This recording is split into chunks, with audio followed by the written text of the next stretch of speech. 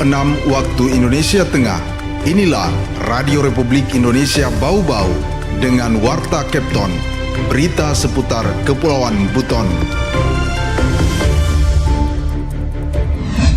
Bombana menuju gudang Bulog yang ada di Bau-Bau. Mudah-mudahan stok yang ada ini mencukupi paling tidak sampai dengan Februari tahun 2026. Cukup excited karena judulnya ini adalah di akhir tahun 2025, dan kalian menyambut hari yang baru di tahun 2020 hanya dalam selang beberapa.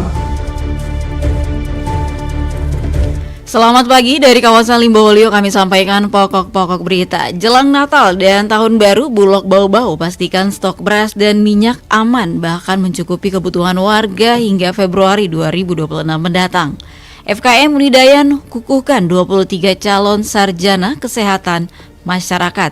Inilah Warta Kepton pagi selengkapnya hari ini Senin 22 Desember 2025 bersama saya Waode Sabaria.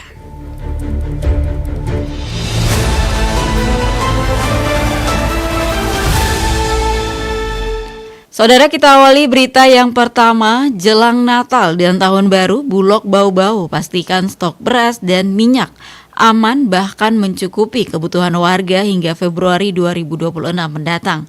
Selengkapnya Waode Nur Liani melaporkan. Perum Bulog Subdivre Bau-Bau memastikan ketersediaan stok pangan strategis dalam kondisi aman untuk memenuhi kebutuhan masyarakat, khususnya menjelang dan pasca Hari Besar Keagamaan. Kepala Bulog Bau-Bau Hendra Diosinius menyebutkan saat ini Bulog Bau-Bau memiliki stok cadangan beras pemerintah atau CBP sebanyak 2.000 ton serta minyak goreng sekitar 20.000 liter. Hendra menjelaskan pasokan beras masih akan terus bertambah seiring dengan upaya pemerintah yang terus melakukan pemesanan dan pergeseran stok antara gudang Bulog di wilayah Sulawesi Tenggara. Ia mengklaim ketersediaan pangan khususnya beras tersebut mampu mencukupi kebutuhan masyarakat di 5 wilayah kerjanya hingga Februari 2026 mendatang. Hari ini kami di gudang itu punya stok sekitar 2.000 ton beras, cadangan beras pemerintah. Kemudian kami juga punya sekitar 20.000 liter minyak goreng, kemudian 20 ton gula pasir. Nah, beras ini masih akan terus bertambah karena kami sedang melakukan pergeseran stok beras dari gudang Bulog yang ada di Unaha, yang ada di Bombana menuju gudang Bulog yang ada di Bau-Bau. Mudah-mudahan stok yang ada ini mencukupi paling tidak sampai dengan Februari tahun 2026. Selain itu, Bulog Bau-Bau juga masih memiliki stok beras premium sebanyak 350 ton, baik dalam kemasan 50 kg maupun kemasan 5 dan 10 kg.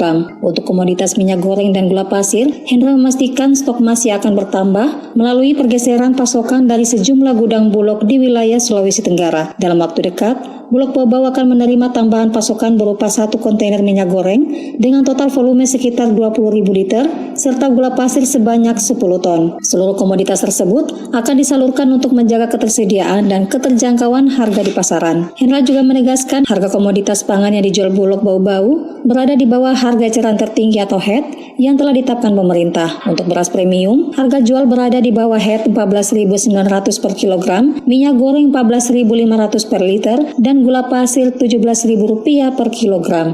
Waode Nurliani, Raporteri Bau-Bau, melaporkan.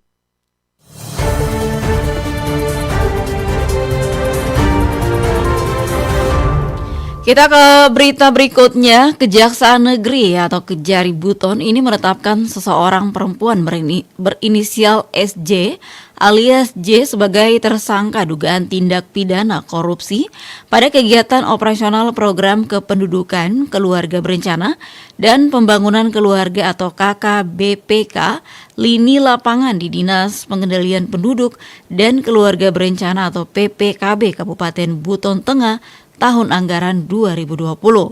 Penetapan tersangka dilakukan pada Jumat 19 Desember 2025.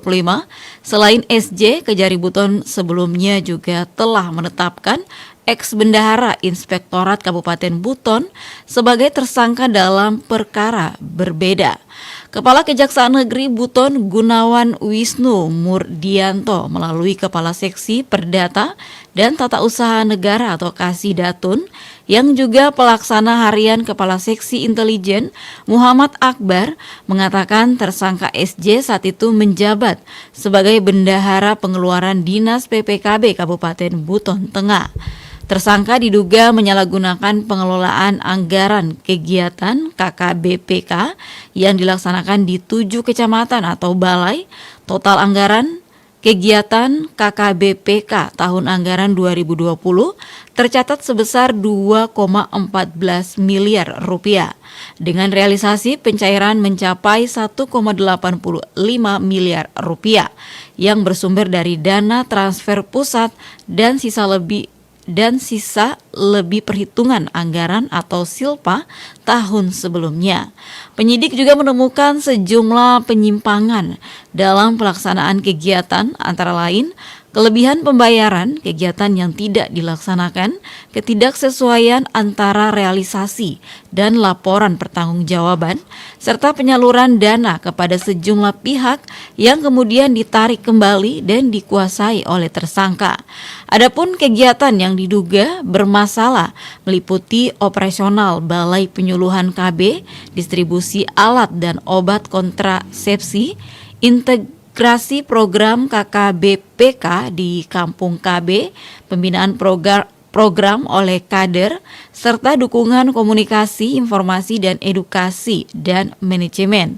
Berdasarkan hasil audit perhitungan kerugian keuangan negara, kerugian yang ditimbulkan dalam perkara ini mencapai 714,7 juta rupiah. Kejaksaan Negeri Buton menegaskan proses hukum akan terus dilanjutkan sesuai ketentuan peraturan perundang-undangan. Saat ini tersangka SJ alias J menjalani penahanan di Lapas Kelas 2A Bau-Bau. Anda sedang mendengarkan Warta Kepton, berita seputar Kepulauan Buton. Masih di Warta Kepton pagi dan kita ke berita yang terakhir. FKM Unidayan kukuhkan 23 calon sarjana kesehatan masyarakat.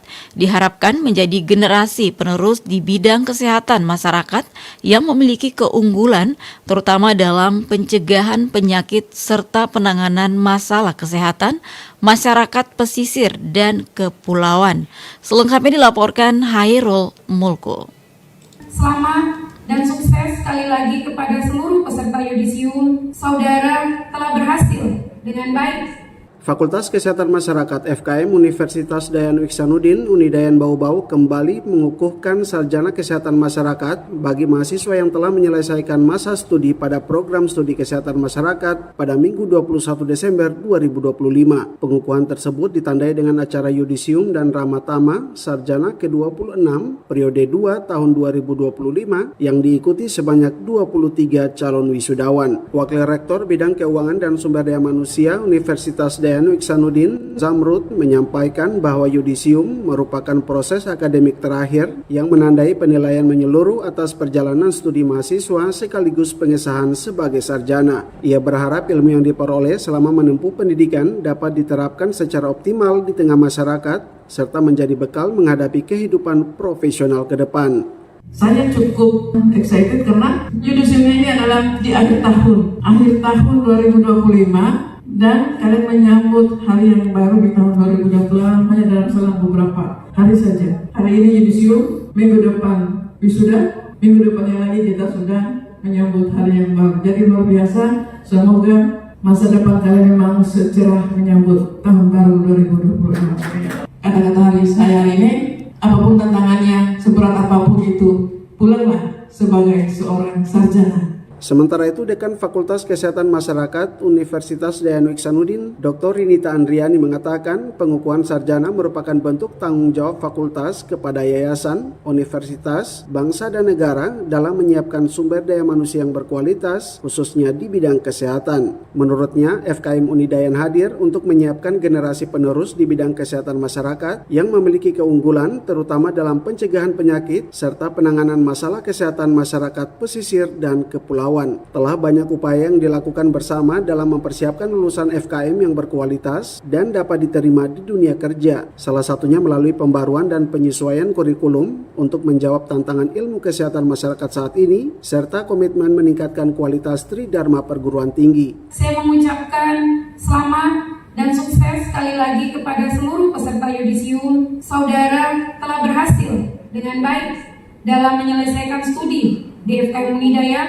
Keberhasilan saudara adalah bukti bahwa saudara mampu bekerja keras. Saya yakin dalam proses penyelesaian studi ini tentu banyak hambatan, tantangan, rintangan yang sudah dilewati, dan tentunya alhamdulillah hari ini saudara membuktikan bahwa saudara layak untuk menyandang gelar sarjana kesehatan masyarakat. Adapun 23 calon wisudawan tersebut terdiri dari 5 konsentrasi, yakni kesehatan lingkungan, administrasi kebijakan dan kesehatan, promosi kesehatan, epidemiologi, serta keselamatan dan kesehatan kerja atau K3.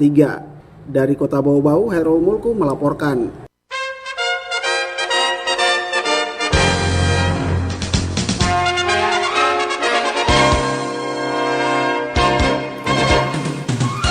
Saudara, sebelum kami akhiri, kembali kami sampaikan pokok-pokok berita. Jelang Natal dan Tahun Baru, Bulog Bau-Bau pastikan stok beras dan minyak aman, bahkan mencukupi kebutuhan warga hingga Februari 2026 mendatang.